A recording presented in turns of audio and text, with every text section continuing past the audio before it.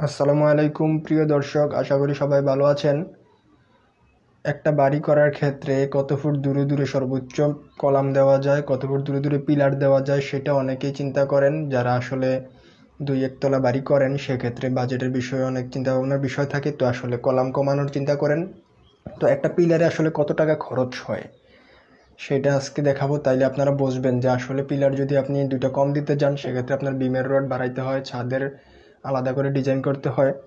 তো সেটা করবেন নাকি আসলে একটা পিলার বাড়াইলেই কত টাকা খরচ যায় সেটা আজকে দেখাবো। একটা পিলারে আসলে কত টাকা খরচ যায় 1-2 তলার ক্ষেত্রে সাধারণত যতটুকু ফুটিং দেওয়া হয়, যতটুকু গভীরে দেওয়া হয়। আমি এখানে একটা সেকশন নিয়ে এসেছি কলামের পিলারের। তো 1-2 তলার ক্ষেত্রে সাধারণত কতটুকু গভীরে যাওয়া হয়, রড কতটা দেওয়া হয়, কীভাবে কী করা হয়, চুরি কয় ইঞ্চি পরপর বাঁধা হয়, ডিটেলস এখানে দেওয়া আছে। সেটা থেকে আমি আজকে হিসাব করব আসলে সাধারণ ক্ষেত্রে একটা পিলারে কত টাকা খরচ যায়। তাইলে আপনারা বুঝবেন যে একটা বাড়ি করার ক্ষেত্রে যে বাড়ির প্ল্যানের ক্ষেত্রে যে কলামের লেআউট সাজানো, সেক্ষেত্রে আমি বলেছিলাম আপনাদেরকে যে ম্যাক্সিমাম 15 ফিট যাওয়ার জন্য, 15 ফিটের বেশি দূরে গিয়ে পিলার দেওয়া না দেওয়ার জন্য। তো আপনারা এটা দেখলে, খরচের হিসাবটা দেখলে আপনারা হয়তো চিন্তা করবেন যে ঠিক আছে 10 ফিট 12 ফিট পরপরে আমি দিচ্ছি।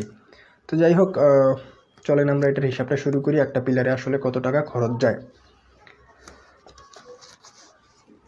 তো দেখেন এখানে পিলারটিতে সর্বপ্রথমে কি করা আছে, 3 ইঞ্চি লেখা আছে, 3 ইঞ্চি সোলিং করা আছে। অর্থাৎ আপনার যতটুকু মাটি কাটবেন সেখানে প্রথমে সোলিং করা আছে, তারপরে ব্লক ব্যবহার করা হয়েছে 3 ইঞ্চি, তারপরে রড উঠেছে 2 ইঞ্চি মাটাম, এবং লম্বায় আছে এখানে 3.5 ফিট গভীর মাটির নিচে। তারপরে আছে আপনার 1 ফিট হচ্ছে গ্রেড বিম, তারপরে আবার সোলিং আছে, তারপরে আবার সিসি আছে, তারপরে উপরে আছে ধরেন যে 10 ফিট। ঠিক আছে। আর বেইজে এখানে 4 সুতা রড ব্যবহার করা হয়েছে 6 ইঞ্চি পরপর এইভাবে, এবং এইভাবেও 6 ইঞ্চি পরপর 4 সুতা রড ব্যবহার করা হয়েছে, 3 ইঞ্চি কভারিং রাখা হয়েছে। তো এটার হিসাবটা আমরা করি, রড, সিমেন্ট, বালি এবং মিস্ত্রি খরচ, শাটারিং, মাটি কাটা মিলে আমাদের কত টাকা খরচ যায় আমরা একটা হিসাব দেখি, চলেন। প্রথমে আমরা ধরে নিই যে আমাদের এখানে বেস্টে আছে, মনে করেন যে 4 ফিট বাই 4 ফিট আছে। তো 4 ফিট বাই 4 ফিট মাটি কাটার জন্য আমাদের ধরে নিলাম যে আমাদের মাটি কাটতে লাগবে 500 টাকা। একটা মিস্ত্রি যদি লাগে, এক মিস্ত্রি ধরে নিলাম যে আমাদের 500 টাকা লাগবে মাটি কাটায়। ঠিক আছে। এবার আসুন আমাদের সোলিংয়ে। আমাদের সোলিং 3 ইঞ্চি, অর্থাৎ সিঙ্গেল ফ্ল্যাট সোলিং যেটা। তো আমরা 4 ফিট বাই 4 ফিট যদি আমাদের সাইজটা হয়, তাহলে আমাদের আসতেছে 4 16 স্কোয়ার ফুট। 16 স্কোয়ার ফিটে প্রতিটাতে 3টা করে ইট লাগে। সোলিং করার সময় প্রতি স্কোয়ার ফিটে 3টা ইট লাগে, তাহলে 48টা ইট লাগতেছে। ঠিক আছে। দামটা সহ যেহেতু উপরে আরও ইট লাগবে সেটা আমরা একসাথে হিসাব করে নেব, দামটা 48টা লাগে সেটা পাইলাম। এবার আসেন আমাদের রডের হিসাবে। রড প্রথমে আমরা যেটা বিছাইতে হবে বেজে, সেটার হিসাবটা করি। বেজের নিচে বেজের রডটা হিসাব করি। আমাদের রড বেজে 12 মিলি ব্যবহার করা হয়েছে, অর্থাৎ 4 সুতাটা, তাহলে 12 মিলি রড দেখেন 6 ইঞ্চি পরপর এইভাবে ব্যবহার করা হয়েছে। তাহলে এইভাবে যদি 4 ফিট হয়, তাহলে 6 ইঞ্চি পরপর ব্যবহার করলে 4 দুগুণে 8টা ব্যবহার করা হয়েছে, এবং বাড়তি একটা লাগে 9টা ব্যবহার করা হয়েছে রড এই ডিরেকশনে। 9টা রড কত ফিট একটা লম্বা দেখেন, 3 ইঞ্চি 3 ইঞ্চি ছাড়া যাবে। 4 ফিট থেকে 3 ইঞ্চি 3 ইঞ্চি ছাড়া গেলে 6 ইঞ্চি ছাড়া, তাহলে 3.5 ফিট থাকতেছে লম্বায়। 3.5 ফিটের মধ্যে আবার এদিকে হুক থাকবে 2 ইঞ্চি, তাহলে 3 ফুট 8 ইঞ্চি ধরতে পারেন। 3 ফুট 8 ইঞ্চি হচ্ছে 3.67 ফুট। তারপরে হচ্ছে 9টা এত ফিট করে আমরা পাইলাম। তারপরে 12 মিলি রড, প্রতি ফুটের ওজন হচ্ছে 270 গ্রাম করে। সেটা আমার ভিডিওতে বলা আছে যে রডের ওজন কীভাবে হিসাব করে, বা আপনাদেরকে আমি একটু দেখিয়ে দিই। সেটা হচ্ছে 12 মিলি রড 270 গ্রাম প্রতি ফুটে কীভাবে বের করবেন, 12 গুণ 12 দিবেন ডি স্কোয়ার, অর্থাৎ যত রডের ডায়া সেটার স্কোয়ার করবেন, তারপরে ভাগ দিবেন 532.2 দিয়ে। প্রতি ফুটে 270 গ্রাম রডের ওজন। 12 মিলি রড 400 রডটা প্রতি ফুটে 270 গ্রাম। তাহলে টোটাল আমাদের কত আসতেছে, 12 মিলি রড 9টা রড লাগতেছিল আমাদের 3.67 ফিট করে 270 গ্রাম, তাহলে 270 হবে গ্রাম।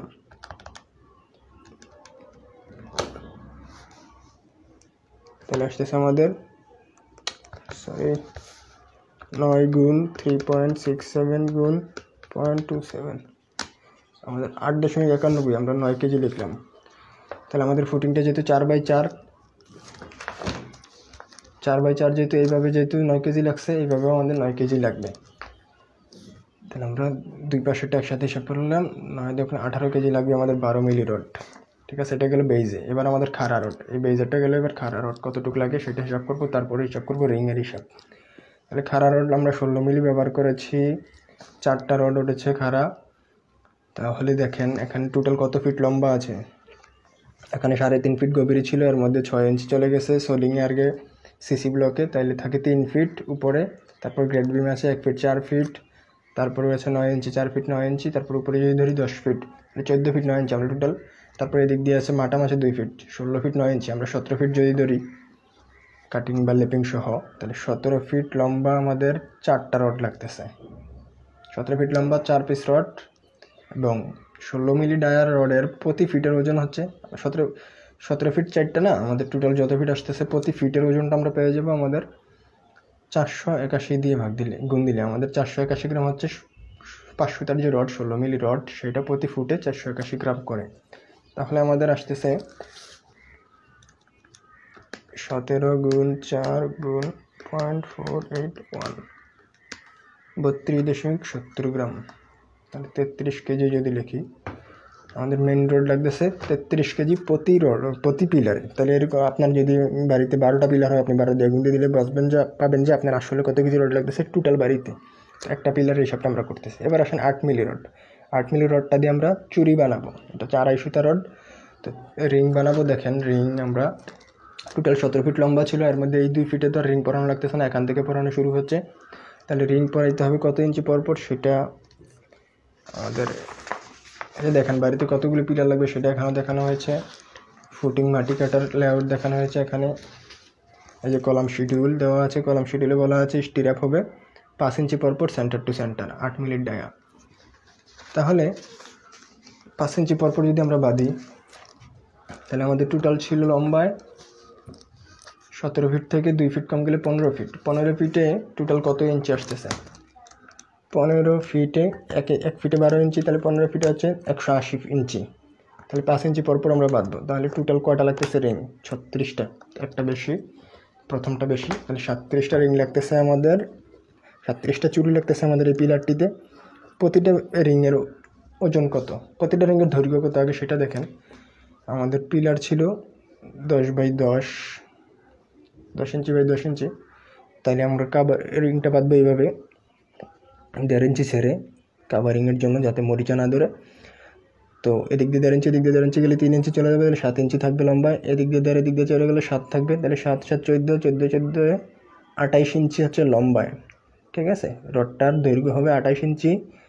তাছাড়া রডের হুক থাকবে, এখানে হুক থাকবে আরও 3 3 6 ইঞ্চি, 28 6 34 ইঞ্চি। আর এই ব্যান্ডগুলোর জন্য 2 ইঞ্চি কম ধরতে পারেন, 32 ইঞ্চি ধরতে পারেন টোটাল। ব্যান্ডগুলোর কারণে একটু কম লাগে যে ওটা রডটা এভাবে ঘুরে। তো 32 ইঞ্চির যদি ধরি আমরা, তাইলে কত ফিট আসতেছে 32 ইঞ্চিতে, 32/12 2.67 ফুট। তারপরে আসতেছে 37টা এত ফুট করে। তাহলে আমরা টোটাল কত ফুট পেয়ে গেলাম, এবং 8 মিলি রড প্রতি ফুটের ওজন কত। তাহলে বলছিলাম কীভাবে বের করবেন, ডায়াটাকে গুণ দেবেন, স্কোয়ার করবেন, তারপরে ভাগ দেবেন 532.2 দিয়ে। এটা হচ্ছে রডের ওজন বের করার সূত্র, 120 গ্রাম করে। তাহলে 8 মিলি রড প্রতি ফুটে হচ্ছে 120 গ্রাম। তাহলে আমাদের কত ফুট ছিল, 38 গুণ 2.67, 11.88, ধরলাম 12 কেজি রড লাগবে আমাদের। 8 মিলি, 16 মিলি লাগবে 33 কেজি, 12 মিলি লাগবে 18 কেজি। এটা বেজে, এটা মেইন রড, এটা চুরি। তো রডের হিসাব পেয়ে গেলাম। এবার ধরেন যে আমরা ডালাইয়ের হিসাব, সিমেন্ট এবং বালি কী পরিমাণ লাগবে আমাদের ডালাইয়ে। তো আমাদের টোটাল বেজে যদি আমরা ঢালাই দিয়েছিলাম, 1 ফিট, ঠিক আছে। বেজ আমরা 1 ফিট যদি ঢালাই দিই, তাহলে আমাদের কতটুকু ছিল, বেজের সাইজ ছিল 4/4, এবং 1 ফিট দৈর্ঘ্য প্রস্থ দিয়ে গুণ দিলাম, এবং 1 ফিট হচ্ছে 12 ইঞ্চি, 12 ইঞ্চিকে 1 ফিট, তাইলে আমাদের আসতে 4 16 সেফটি ঢালাই দেওয়া লাগতেছে বেজ, এবং লম্বায় ঢালাই দেওয়া লাগতেছে আমাদের 10x10 ইঞ্চি। লম্বায় হচ্ছে কত, এতটুকু পর্যন্ত, এতটুকু তো বেজের হিসাবে চলে গেছে, তাহলে এতটুকু হচ্ছে আমাদের 1 ফিট কমে গেছে 16 ফিট থেকে। 16 ফিট থেকে 1 ফিট কমে গেলে থাকতেছে আর 15 ফিট। তাহলে আমাদের লম্বায় 15 ফিট, দৈর্ঘ্য প্রস্থ হচ্ছে 10 ইঞ্চি করে, ইঞ্চিটাকে ফিটে নিয়ে আসতে হবে 12 দিয়ে ভাগ দিয়ে, তাহলে আসতেছে 10কে 12 দিয়ে ভাগ দিলে কত আসে, 10/12, 0.83, 0.83 10 ইঞ্চি, 10/10 এবং গুণ হচ্ছে 15, আসতে 10.37, 10.3775 CFT লাগতেছে আমাদের খাড়া ঢালাই। তাহলে টোটাল আসতেছে যোগ 16, 10.37 যোগ 16, 26.37, 26.38 যদি লিখি, এটার 1.5 গুণ লাগবে শুষ্ক মশলা, আসতেছে 39.56। 40 CFT মালামাল লাগবে আমাদের ঢালাইয়ে। তাইলে 40 CFT কী লাগবে, বালি, সিমেন্ট এবং খোয়া মিলে। তাহলে সিমেন্ট লাগতেছে কত ব্যাগ একটা পিলারের জন্য, 40 CFTর আমরা যদি 1:2:4 অনুপাতে ঢালাই দিই, অর্থাৎ সিমেন্টের ডাবল দিই বালির 4 গুণ, বালির ডাবল দিই খোয়া, অর্থাৎ সিমেন্টের 4 গুণ খোয়া দেই বা পাথর দেই, তাহলে আমাদের লাগতেছে সিমেন্ট হচ্ছে কয় ভাগের 1 ভাগ, 4 2 6, 6 7, টোটাল 7 ভাগের 1 ভাগ লাগতেছে সিমেন্ট। তাহলে 40 CFTর 7 ভাগের 1 ভাগ লাগতেছে সিমেন্ট, সেটা আমরা বের করতেছি।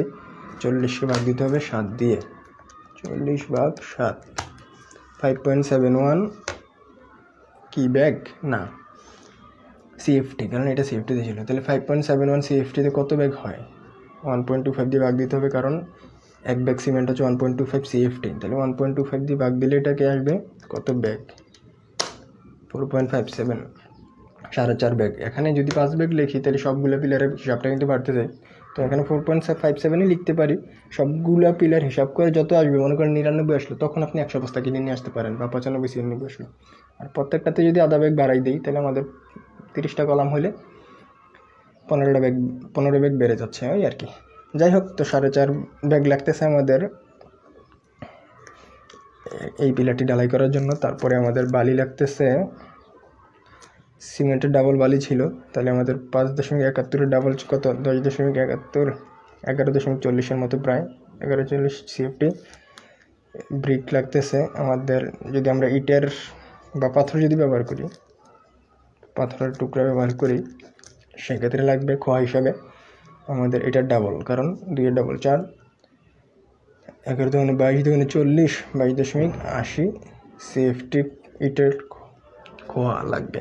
বা ইটের খোয়া যদি ব্যবহার করেন, আস্ত ইট কতটা লাগবে, প্রতি CFT খোয়ার জন্য লাগে 9টা করে ইট, তাহলে 22.80 গুণ 9, 205টি ইট লাগতেছে, ঠিক আছে। তাহলে এবার দামে আসেন, আমাদের মোট কত টাকা গেল।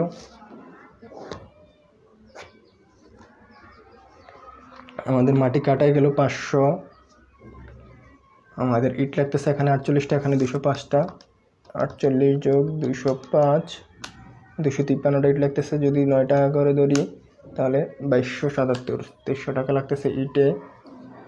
আমাদের রড লাগতেছে কয় কেজি, 18, 33, 12, 18 যোগ 33 যোগ 12 যোগ 63 কেজি। আমরা যদি 60 টাকা করে ধরি, তাহলে 3780 টাকা লাগতেছে আমাদের রডে।